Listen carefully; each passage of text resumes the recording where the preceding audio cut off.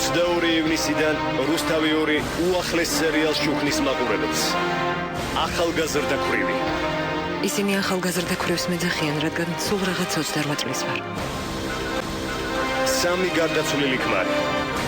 ისინი შავ ქვრივსაც მეძახიან, რადგან მათ მკვლელობაში მდებენ ბრალს.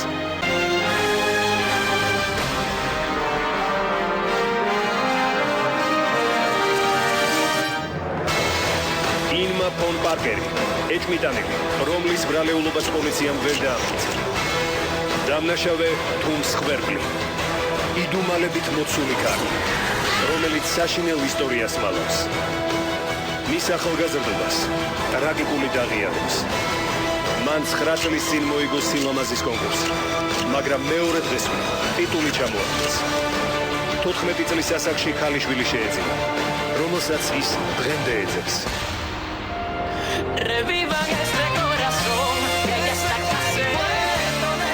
ყველა გული მალავს საიდუმლოს.